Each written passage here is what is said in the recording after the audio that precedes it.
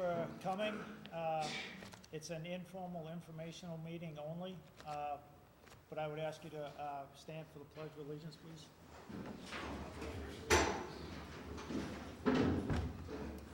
I pledge allegiance to the flag of the United States of America and to the republic for which it stands, one nation, under God, indivisible, with liberty and justice for all. Thank you. I'd just like to make an announcement, and commented on this last night. There's a benefit for Mark Casper and Marty Payne. They're two highway workers who are out on long-term disability. There's going to be a pig roast and raffle with live entertainment. It's at the Templeton Fish and Game Club, October 12th, 2013 at 2:30 p.m.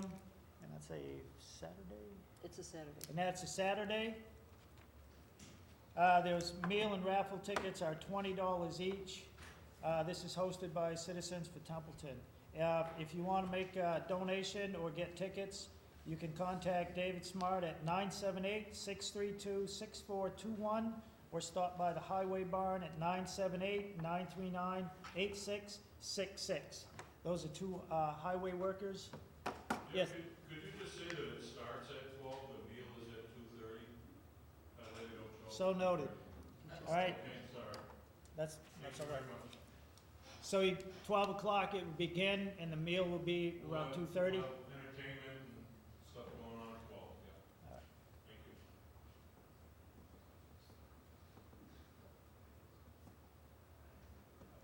And again, those are a couple of highway department employees who are out, and who we changed, we added a thing to the personnel policy for sick bank for employees of the town that have hours that they want to donate to help these employees out. Sick time, vacation, personal days disappear rather quickly, and there were some employees that wanted to help out, so we accommodated that last night. Okay. And I have an announcement as well. The Clayton Lane Volunteer Program will be holding a chicken barbecue at the Otter River Sportsman's Club on September 22nd from 12 to 6 p.m. with food served at 1 p.m. Tickets are $12 and can be purchased from Rhonda Lane or Coach Moulton. This fund provides Narragansett students with an opportunity to volunteer with students who have life-threatening illnesses. You do not need to purchase a ticket to attend the fun-filled afternoon of softball, wiffle ball, volleyball, raffles, and music. They have $1,500 worth of raffle prizes up for grabs, and you can contact Rhonda Lane at 978-939-5847 to purchase tickets as well. Thank you.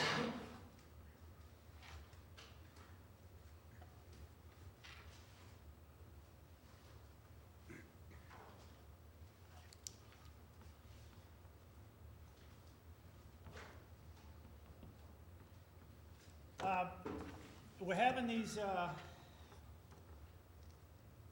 very informal meetings as an informational purpose.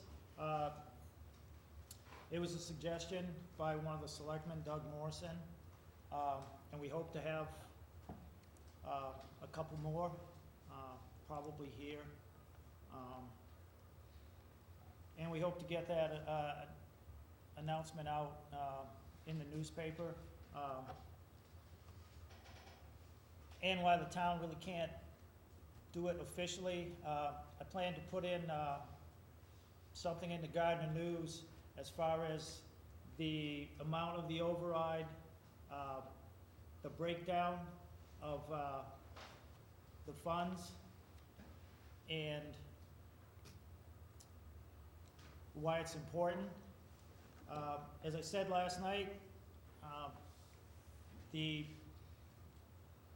conversation, the argument, the fight, the disagreement, however you want to put it, about the school budget and that whole process is done. It's over with, really. After the combined joint town meeting of August 22nd. There were far more Templeton residents there than Phillipston, and it was voted to be accepted, the $5 million plus Templeton assessment, which would result in an increase of $551,000 for Templeton's part.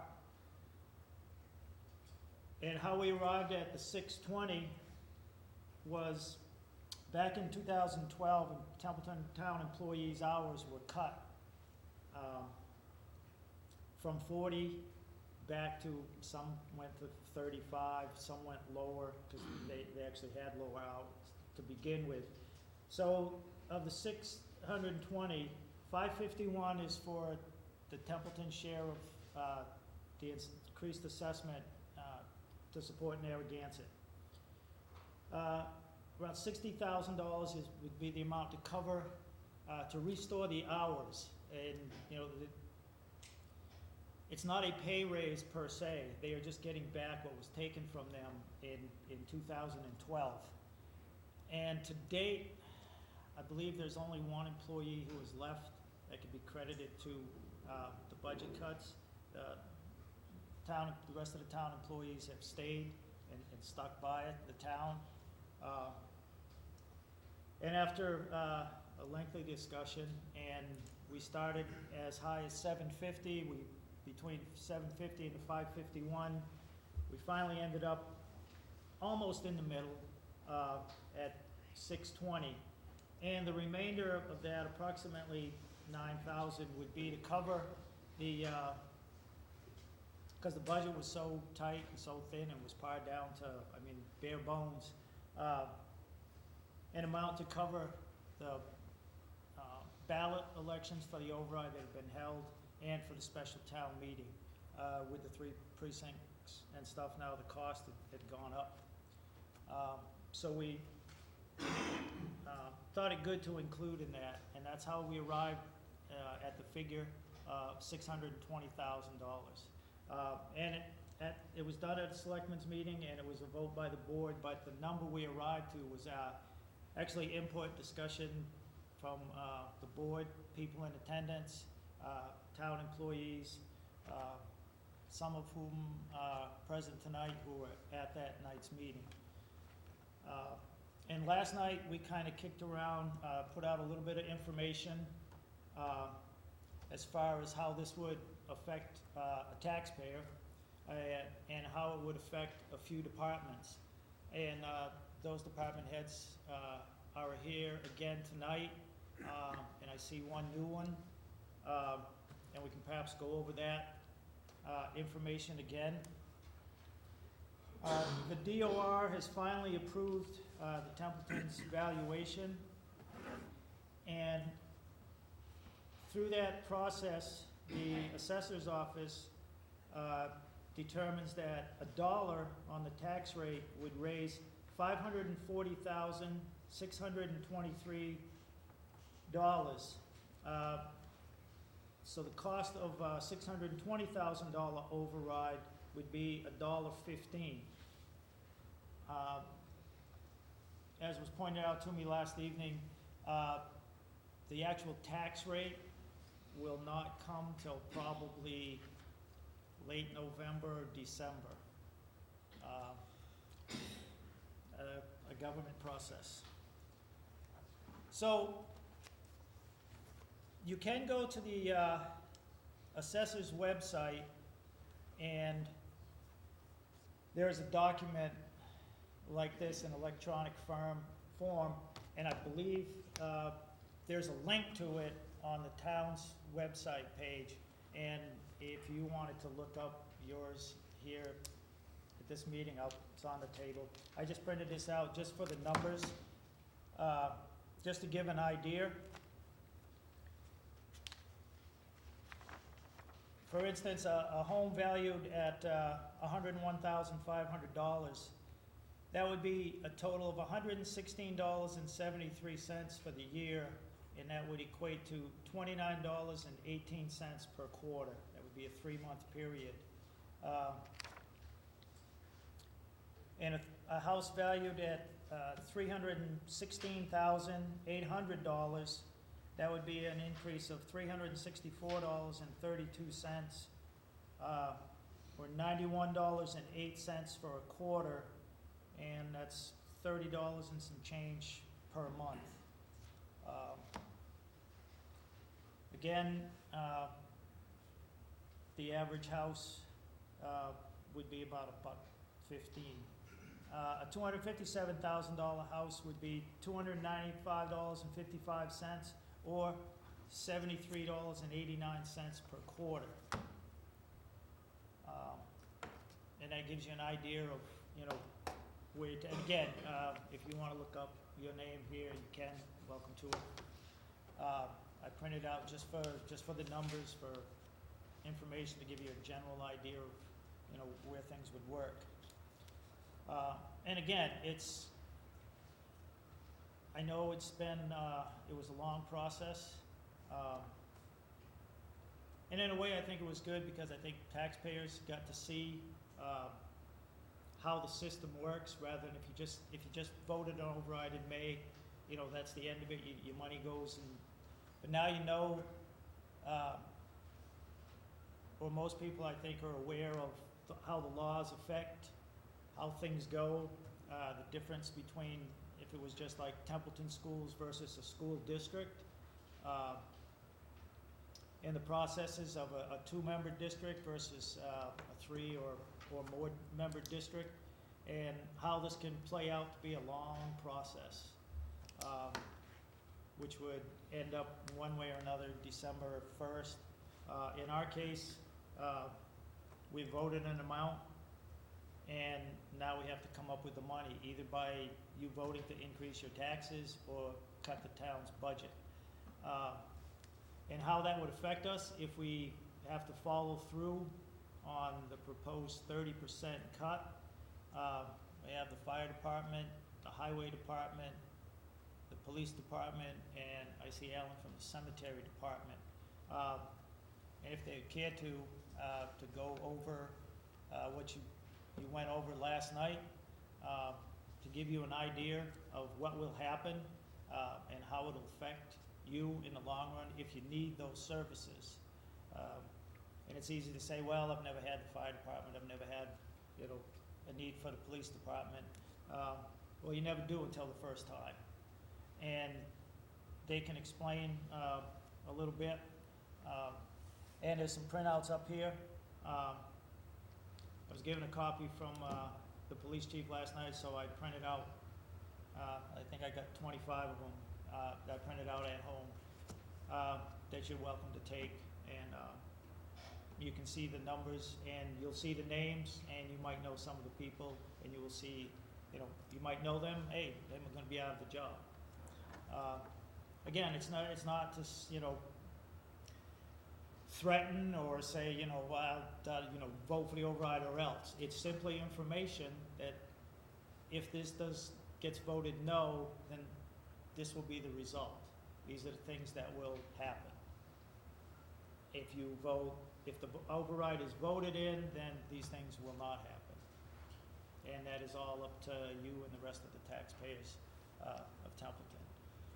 So, does any department head want to go first? Dave?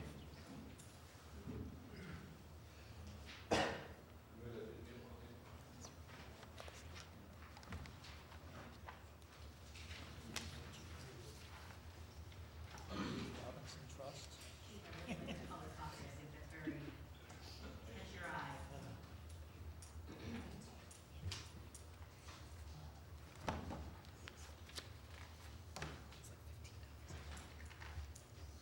I got one. Okay, for those of you that don't know me, my name is Dave Whitaker, I'm the police chief. Let me tell you that these cuts, in my opinion, are going to be very devastating. It'll reduce the level of the police department that it has been not in. I came here 25 years ago and it will reduce us below that. So you're bumping the police department back probably 30 years. On this sheet, it's kind of a no-nonsense sheet. I laid out what the numbers are going to be. We're going to lose $132,000. I'm talking out of the police payroll account. I haven't even looked well, I certainly have looked, but I didn't put our expense account on here because that's a whole different issue within itself. But these are the people that we're gonna lose, and the people on the streets are what is most important to you. Our level of service will be affected greatly. The police department handles about 14,000 calls a year. We are open 24/7, 7 days a week. We normally have 2 officers on duty 24/7, 7 days a week. We have a full-time detective who does all our follow-up work. And police work doesn't stop at the town borders anymore. It's on the internet. People travel. I mean, our detective goes, you know, you saw a case in the paper recently, if you saw it, was $30,000 worth of jewelry. On a Monday holiday, he was down in Pittsburgh, Leominster, visiting pawn shops. He got all that material back. He's given that flexibility. We need that flexibility. We work hand in hand with many other agencies, and we have to have, by having that detective position, that allows an officer to be freed up to work with those guys, to provide information, and we can do what's necessary to complete our work. We have a full-time school SRO officer. That position is funded 50% by the school, but because of the fact that I can't cover my basic patrol, I will pull him out of the school system. We'll help the school when we can, when they call us. We're just not gonna have an officer assigned full-time to the school. We have had an officer assigned full-time to the school for probably 12 years, as long as I've been chief and a little bit longer. And it's been a very good position because it builds a great rapport with the students and the police department. You know, we can walk into a school event, a basketball event, and the kids will come up and talk to us. Police work is all about information. If you don't have information, you have nothing. If people are willing to come up and talk to you and say, hey, did you know about this, or did you know about that? Sometimes it's just that one little sliver that they tell you about. They don't even know how important it is to you. You say, little, because you know what's going on, what we're working on. And that has created a great network for us. Officer Bliss in the school does a wonderful job, coaches the basketball team. So what will happen with us, because we'll lose 4 full-time staffers, is we'll reduce our coverage. We'll still have 2-man coverage, but it's gonna be 16 hours a day. In today's world, we do not let our officers work alone. I could stick one guy out there 11 to 7 by himself, but let me ask you this, would you wanna work 11 to 7 by yourself on the police department? I mean, you're gonna go to a domestic call or some fight call or a drunk call with a car crash off the road by yourself. It's just not safe. And I don't want to put anyone in harm's way. So our coverage will go, we'll start at 10 o'clock in the morning, and I've swung the coverage around to cover our busiest times. Everything's computerized today, so I can look at the call volume and see where our busy calls are and what our busiest time of day. So that's why I've chosen those hours of work. That creates a little bit of problem for us, because if we have overnight lockups, we've got to get people into the court system and stuff like that. I'll have to come in and take care of that myself. If we've got someone we're holding at the state police, they're gonna be to court by 8 or 8:30 in the morning, I'll have to come in and do all that stuff myself. If you look at this sheet, you also see that most of the officers' specialty assignments. Just like the schools, my guys have to be trained in specialized things. They just can't go out and investigate narcotics, firearms, sexual assaults, anything like that. They have to be trained and certified by the state. We keep our training level up to a max. And that is, in the long run, paid off for this community, because we've been awarded a lot of grant money over the years that supports all of that. So if we can't keep our guys trained, we lose grant money, we lose a lot. Each one of these guys that you see go out the door, you've already spent $50,000 in training them when they went to the police academy. And some other town's gonna pick them up and say, thank you very much. So our coverage will be 10 o'clock in the morning till 2 o'clock in the morning. 2-man coverage. We'll still provide you with the best we can with what we have. Any questions? Good. Thank you. Oh, wait a minute. Okay. I'm sorry. So if there was a 911 call, it would be, and there was a cut, a 911 call, it would be one person that would show up at your house? No, it Correct. would be 2. Two. Now let me explain You something. repeated it. She just asked me, what about 911 calls? We we run a regional dispatch system. We have, and this isn't really part of this, but I'll explain it while I'm on the floor. We run a regional dispatch system with the town of Phillips. We can only cut so much out of dispatch. Someone is always gonna be there to answer the phone. So from 2 o'clock in the morning to 10 o'clock in the morning, if you call 911, those calls will be switched over to the state police. Okay, the state police will respond. They have 2 troopers out. They cover 27 towns. They'll get here. It might be 20 minutes. They might be driving through town, or they might be in Northfield. That's what you're gonna get. I've already spoken to the lieutenant of the state police. He's called the town coordinator. He says, absolutely, we'll help you when we can with what we have. 20 minutes to 2 hours for a response time. So yes, someone will always answer the phone. If your house is burning, if you need an ambulance, 911 will always be answered. We get some grant funding to staff some of that. There'll be some minimal cuts in 911, but the staffing level will stay the same. Okay. Anybody have anything else? Thank you. Thank you. Sorry that.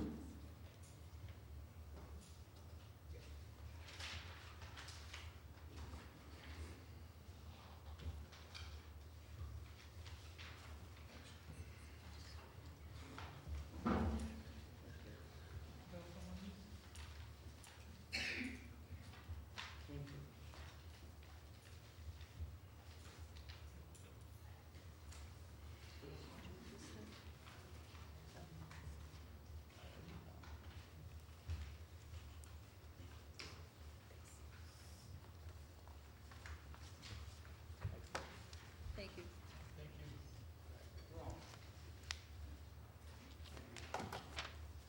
Hello all, my name is Ray Laporte, Fire Chief.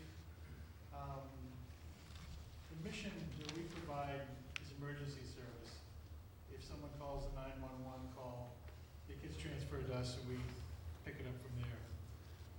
My concern is that by cutting 30%, having lost 12.5% last year, that could impact emergency services, ambulance, fire. It could be something as simple as water in your basement after a flooding rain. That's obviously less of a priority than someone having chest pains. As a paramedic, I believe that time is muscle, and that's what we use for an adage in the business. What we try to do with the fire service is what everyone else doesn't want to do. We run into the burning building, we go pick up the stuff laying in the gutter, and make order out of chaos. So for me, even the thought of a 30% cut this year after losing 12.5 last year, it's not about me, it's not about my guys, it's about what the community is going to lose. If we decided to cut back staff, which is the first thing that'll go, is the weekend FTEs. I should probably give you a little background. What we did after the last town meeting, we were granted 2 full-time equivalent positions. And with those 2 full-time equivalent positions, I hired 1 full-timer to work 50 hours a week during the day.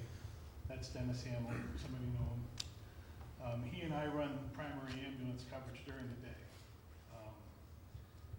I could have hired 2 full-timers during the day and sat back and watched them do the calls, but by hiring 1 full-timer and by working as the other full-timer on the ambulance, it allowed me to staff the weekends with 2 full-time equivalents with no benefits for them because they're under 20 hours a week. So we saved money on the benefits that we were paying the second full-timer position. And we were able to cover daytime coverage 7 days a week with those 2 positions. I like to think that we run a pretty tight ship. In the last year, I've made a lot of changes, and the select board's been gracious in their accommodation of some of the suggestions. And we've done a lot with the receipts reserved for appropriation account. That's what funds the ambulance. The ambulance funding directly benefits from having a staff in the stations on the fire department. Separate line items, but in essence, if we have staff in the fire station, then we can do more of the calls instead of giving them away to Woods or Hubbardston or Winchendon. And every call that we do, we can generate, well, on the low side it's 360, 318, and on the high side it's about 736. We bill it at $736, but Medicare pays what they feel like paying, that's usually $363. It represents about 40% of our work. So because of that, we run a lot of calls, and if we can do all the calls, then we can generate at least $180,000 a year.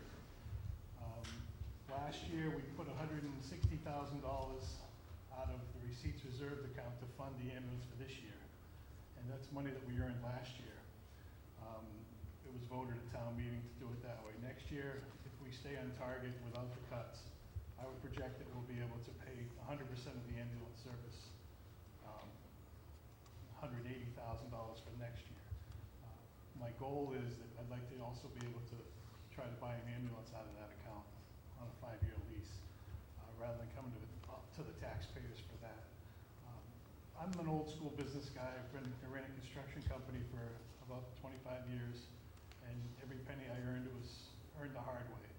And what I try to do with the fire department is run it kind of like a business. It's not a business, obviously it's municipal, but I'm pretty tight with my pennies. I don't usually let them get away from me if I can help it. If you look at the front page on this handout, our salary line item, which is the big line, the first number, the biggest number on it, is $208,812. We've already expended it down to $194. A 30% cut would represent $58,203, and that's before we touch anything else. So my big line item would have to get cut first, and that full-time equivalent that represents 4 guys on the weekend would be cut right away. There's no way we could afford it with a 30% cut. We'd also be looking at expenses. The expense line would lose about $13,000 at the current value. The overall budget would lose $18,000 if we looked at it that way. I just gave you the comparison. The first line is the budgeted numbers. The second line is what we've already spent out of it. The officer stipends, we give $1,500 for a lieutenant, $1,700 for a captain, $2,500 for a deputy chief, and that's that 2,000. Well, the 5,700, I think it was, 5,705. That's an accumulation of all the officer stipends. It didn't include a deputy chief this year. We've got 2 deputy chiefs, but we're only paying one of them. What I've done in the past is to try to get the staffing up to where we can supervise the crew. We have an on-call officer at night. They do that for part of that stipend. So for a $1,500 bill, they're on call 12 hours a night, 1 day a week. And we ask that the EMTs that are on the department sign up for on-call coverage of 6 hours, 1 day a week. They don't get paid for that, but they sign up, and that keeps them eligible to stay in good standing with the department. And it provides the community with someone to go to the ambulance at 2 in the morning when, someone's not feeling well.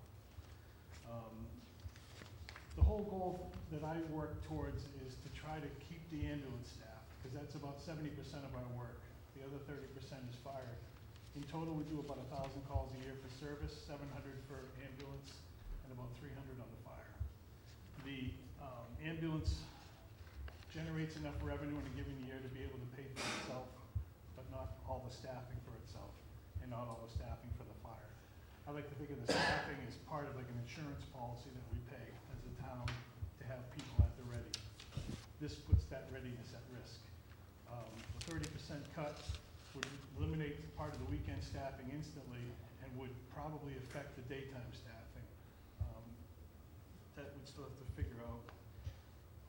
The 12.5% cut with a 30% cut is close to 45% cut. And if you think about losing 4% for inflation, or even call it 2.5%, you're well over that 45% from last year.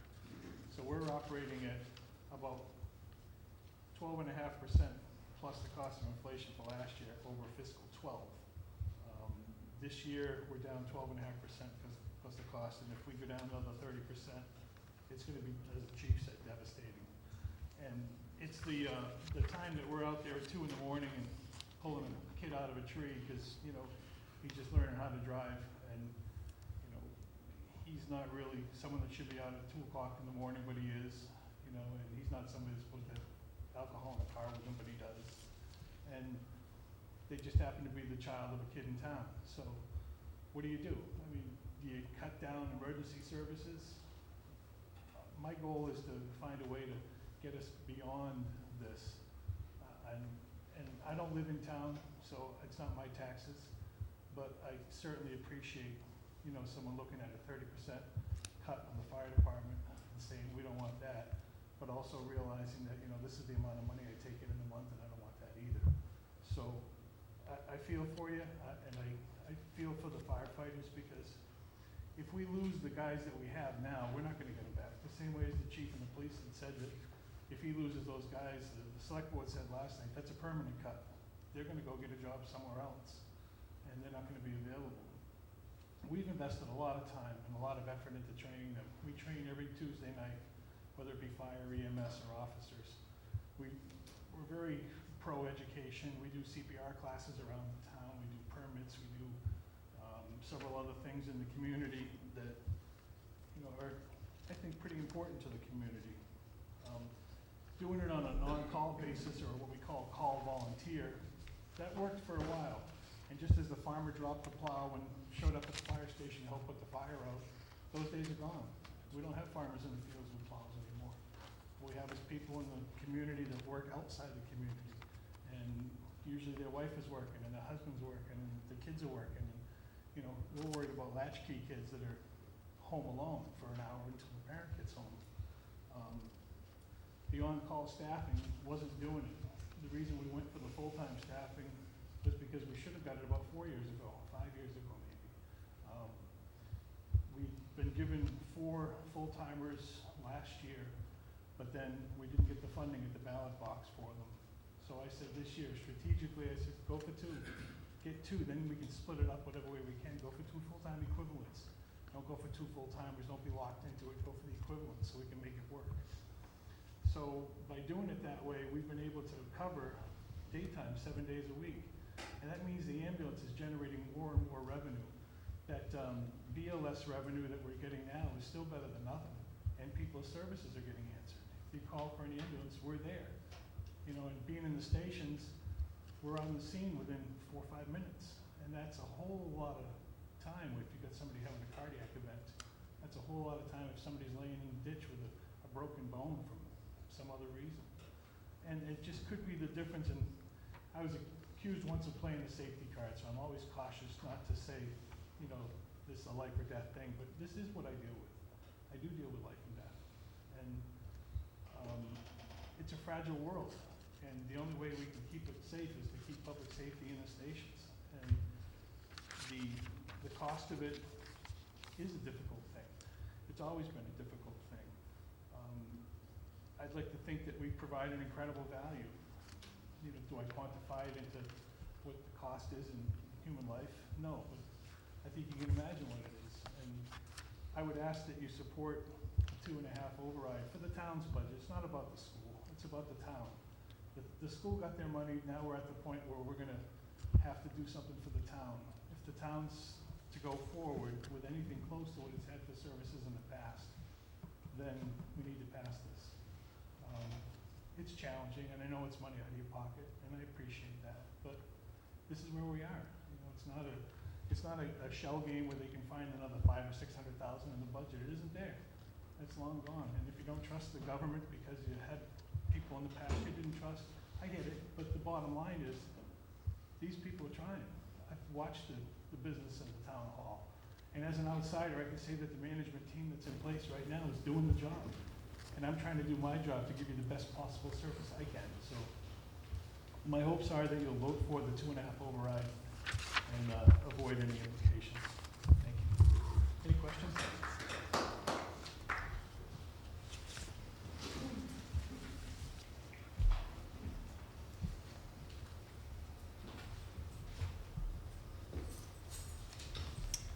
Good evening, with the board. I had thought that we'd have a copier present tonight, but we don't have a copier, as we usually do at town hall, so. But I have a document that I will make available.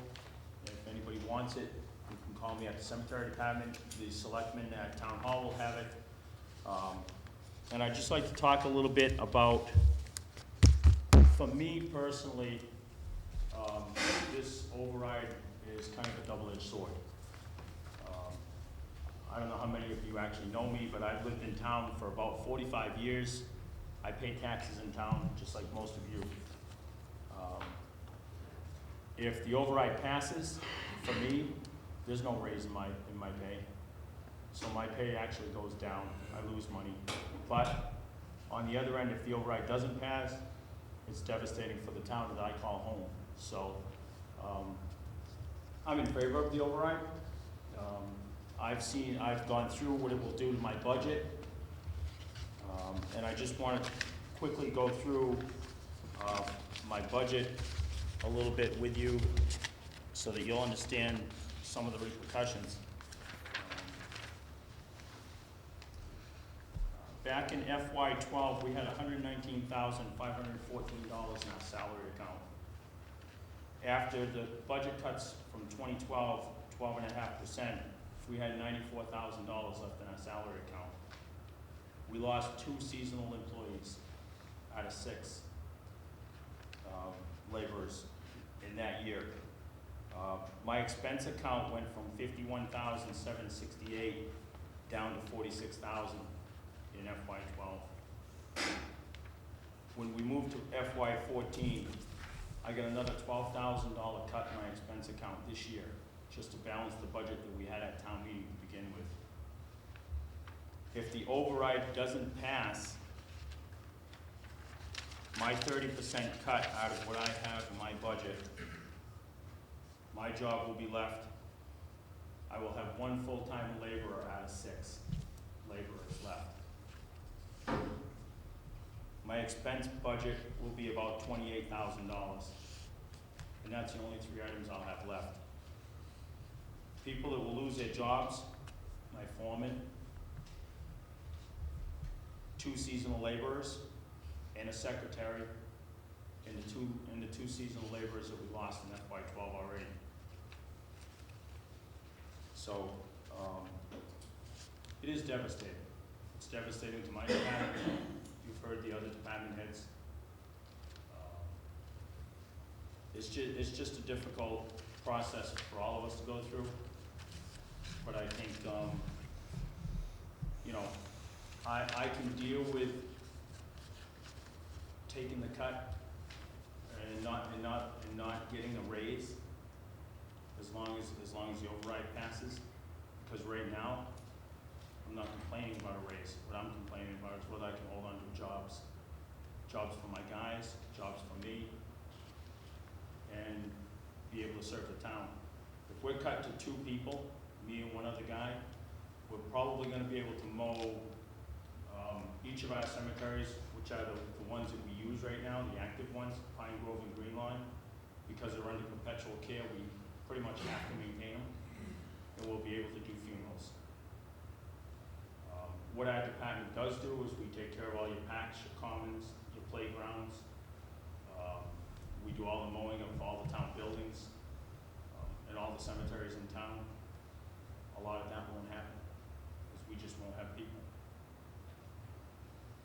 You cut 5 laborers out of 6, and one secretary out of the office, and it don't take a rocket scientist to understand what the cuts mean to us, so that's what our department is facing. Is there any questions? So, with the override, you'll be able to keep the remaining staff that you have now? Yes. We still wouldn't, as far as I know, we still wouldn't replace the 2 that we lost in FY '12, but we would keep the remaining staff that we have right now. So basically what is happening now, after 2012, it would be, basically you would just be going, no raises, it would just stay the same, basically. The way I'm understanding this, there are no raises. Okay. And we haven't had a Just- raise, we haven't had a raise in Just 3 making years. ends meet. Yeah. I actually, probably one of the selectmen would have to answer. The amount of money that you put in over the 551,000 was to restore hours for, did that include those 2 laborers or no? if they were the laborers that are still present, or The ones that were cut last year. the ones that were cut in 12, I am tempted to say that there should be the money put back that they could return, because that's the reason they were That's what I lost thought, to begin yeah. with. Okay. I know there was some discussion as whether the cuts happened or not, or whether that money had been restored the following 13, which it wasn't, whether was a need for them or not. I know there was that discussion, but that is part of the amount over Okay. 551. Was the plan to restore the hours, so, and it does equate to their, an increase in their salary, but it's not a raise above where they Right. were at 12. Right, no, I understand. And So if the override passes, you will not be reinstating those two laborers you laid off previously? No, he just said yes, they will. Oh, they will be returning? Okay, fine.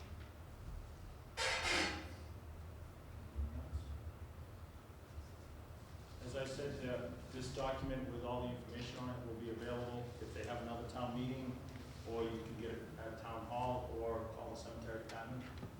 My secretary is in the office from 8 in the morning to 1 in the afternoon, Monday through Thursday. You know what, I had one more question. You said where the budget would go down. What would it be at again if we go for the 2.5? What would be your budget for the year? If we go, It would be level funded, I believe, back to 2014 budget.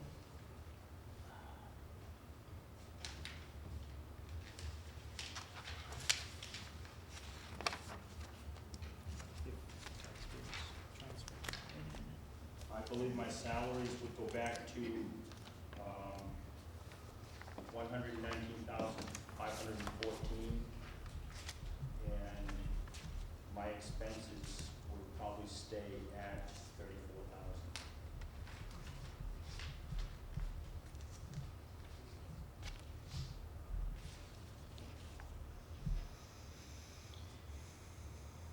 And just in case, if you're not aware of it, besides being the department head of the cemeteries and parks, Alan, some of his people have been instrumental in getting a lot of historical things in town done.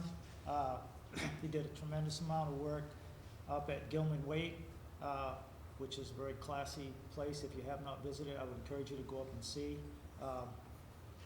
what we have up there now. His latest project has been doing some tomb restoration in one of the oldest cemeteries in town, and it's also a safety thing, but it's an important thing to put them back, to preserve them. There's also a World War I monument that had a piece was broken on it, and it was the brass and stuff was turning green. He was instrumental in getting that project through grant work and getting it repaired and cleaned up, and to include a sidewalk so you could visit it. So he's done a lot of stuff outside of what you would think of his normal duties, including doing a lot of grant research and getting funding, so the entire cost wasn't put on the taxpayers. So in that aspect, Alan, he does a lot of work outside of his job responsibilities, and what he would come to work and do, he goes above and beyond. He's also been recognized through other organizations. Where the selectmen usually meet, there was a poster of Alan, a picture of him receiving an award. So he's done and continues, and he will do his job and his work regardless of how the override goes. But he's one of the people that I think if you need a reason to vote for the override, he is it, because he goes way beyond and gives a lot to the taxpayers of Templeton. And sometimes that doesn't always get out there as often as it should.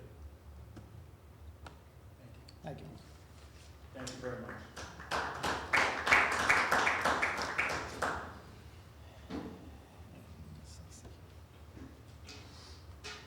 Hi, everybody. I'm Bud Chase. I'm the highway super. I left some handouts here, I think perhaps you may have missed them on your way in. It just reflects highway department's cuts. You see, I expected a lot of people tonight. So now, did you have a lot last night? Got other things to do. I don't know, 25 or so.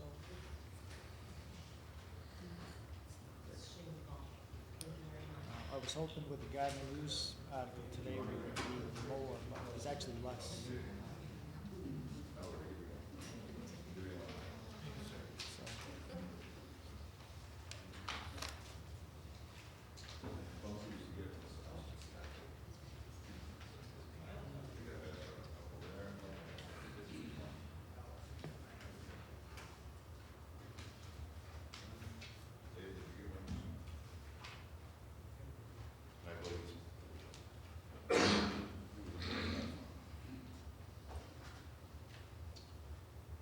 Well, like the other department heads talked about, it's gonna be devastating, and it will be for the highway department, and it will be for the townspeople.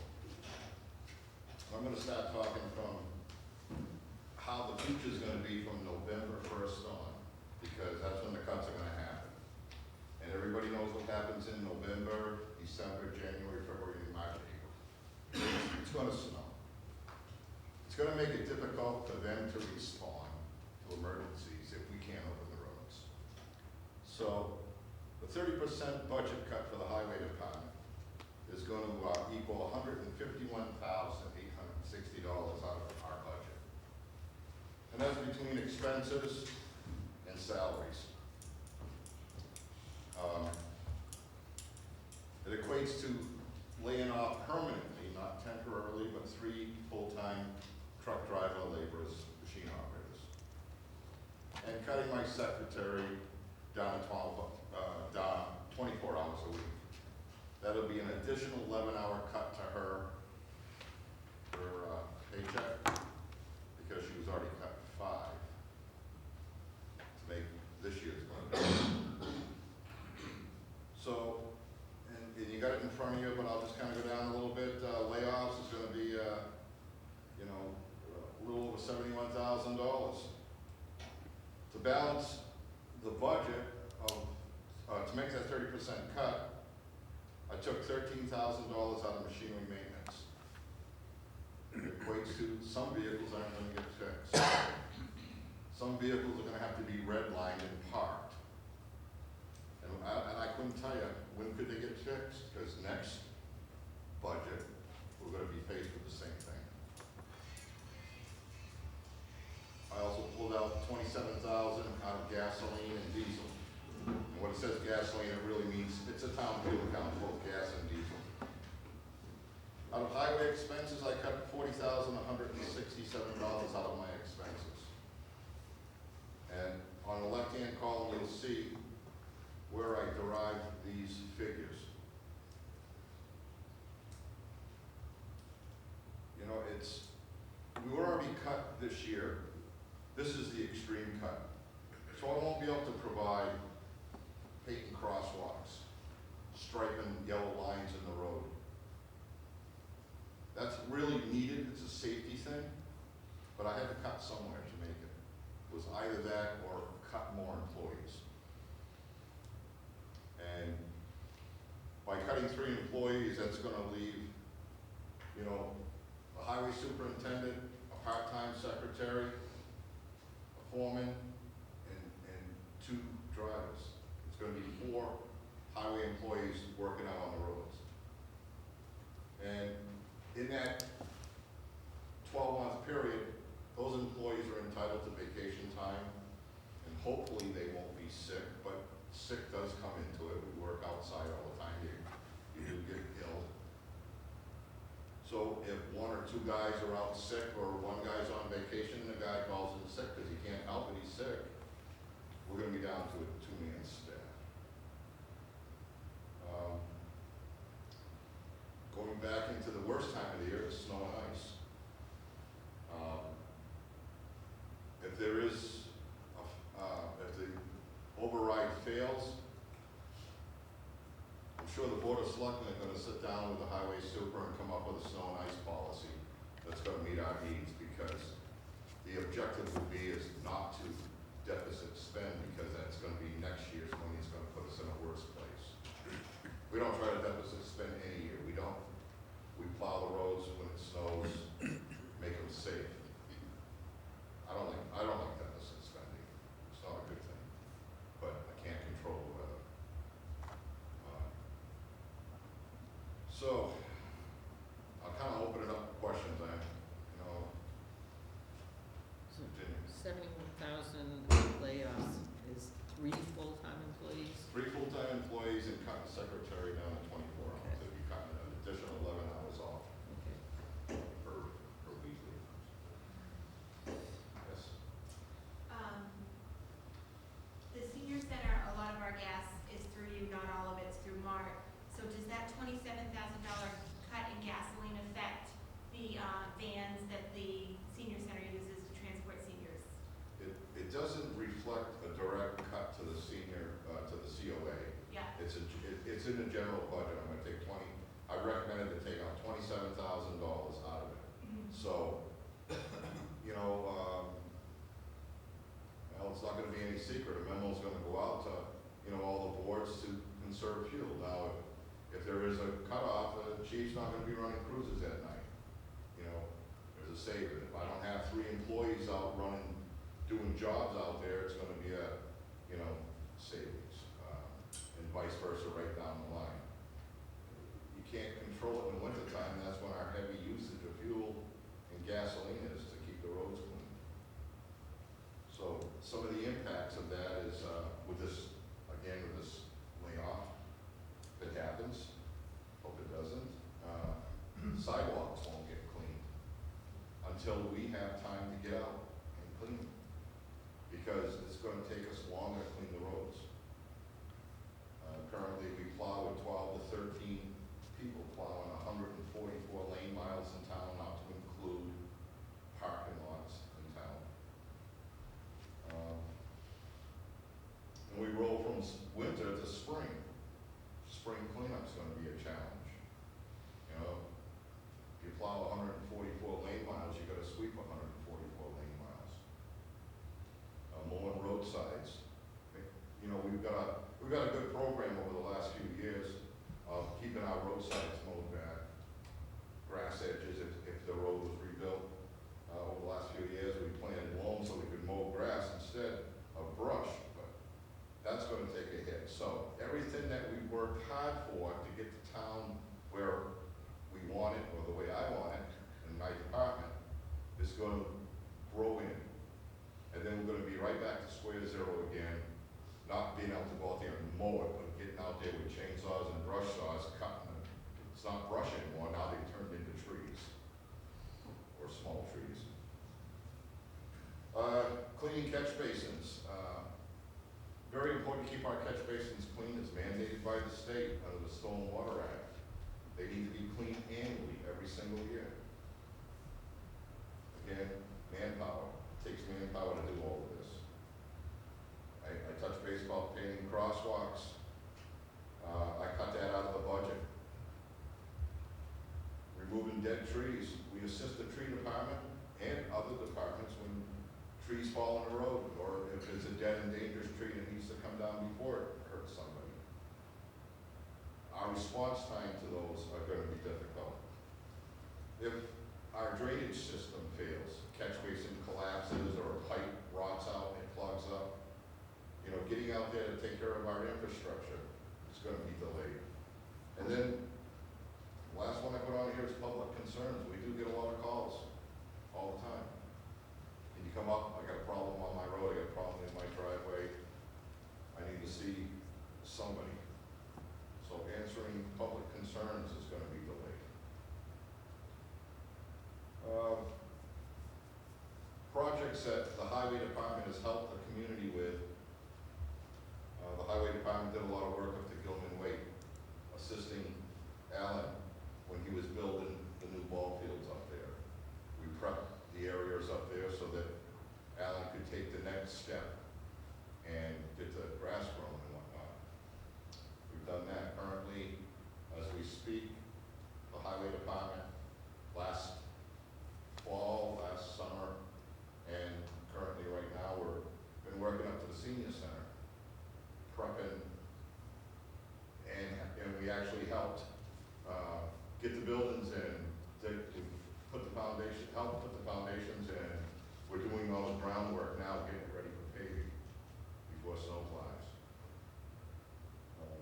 still got quite a bit of work up there to do to get it done. It's saved the taxpayer hundreds of thousands of dollars. It's, and we also assist other departments around town. We're not, we help cemetery, police when they need it, fire when they need it, light, water, sewer. We're all working for the town, we all help each other. So those are the things that's gonna impact the citizens, because if I don't have the manpower to continue these services that we love to do, it's gonna hurt. I'll open it up for questions if anybody has any.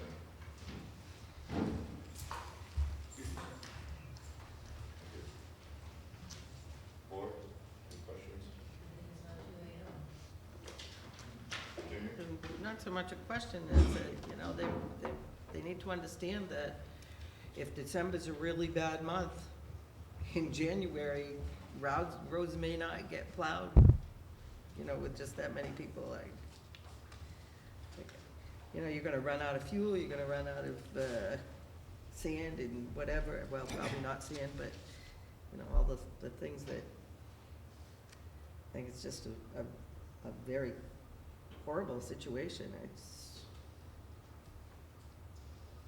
Yes, like I said, if the override fails, then I'm sure the Board of Selectmen will meet at their earliest convenience to discuss and debate a new snow and ice policy, because it will have to change. It's just no question about it. And it's like, who's gonna get plowed? If everybody lived on the same street, I tell you what road's gonna get plowed first. But that's not happening. So I just foresee a policy change. I'm sure they don't want to. It's something they need to do. And I don't really want to comment too much about snow and ice. I don't want to say we're not going to plow roads. I'm just going to say things are going to change. There is going to be more of a delay to get out, because I can't do it without staff. Is there anything? Not a question, but an observation. Wouldn't it be so bad that you won't be able to plow that beautiful sidewalk that extends from Ballinville to Temple and Center? That would be a shame. And not only that one because it's the newest one, but any of the sidewalks in the community. I feel like my job is keeping the motoring public moving and keeping the pedestrians walking. So, It's a nice sidewalk. it's incredible if you sat up at the highway barn in a chair and watched the people using that sidewalk.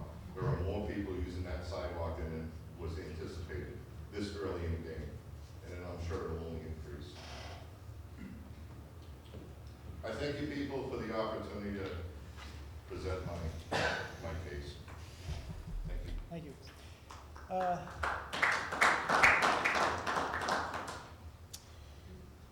We have our new Council on the Aging Director, Bethany, if you haven't met her.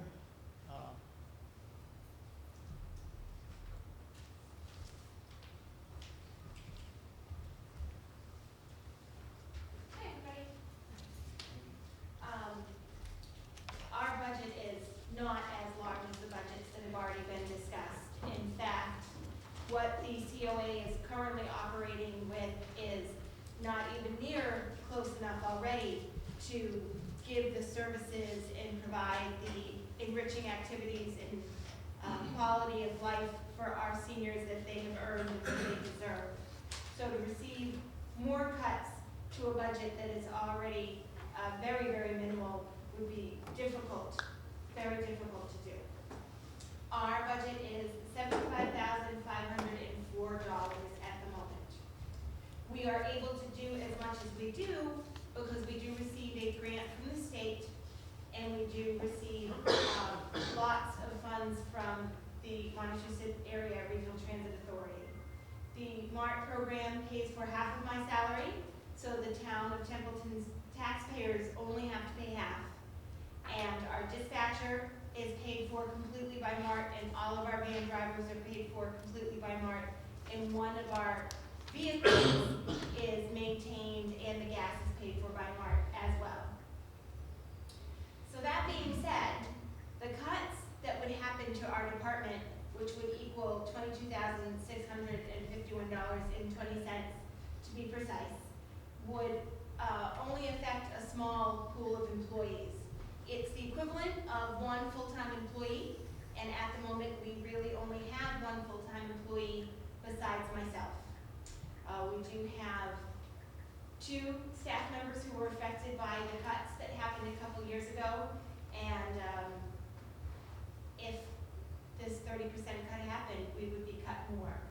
Obviously, our transportation wouldn't be cut at this moment because we're so thankful to have MART that supports that area, but our ability to run educational programs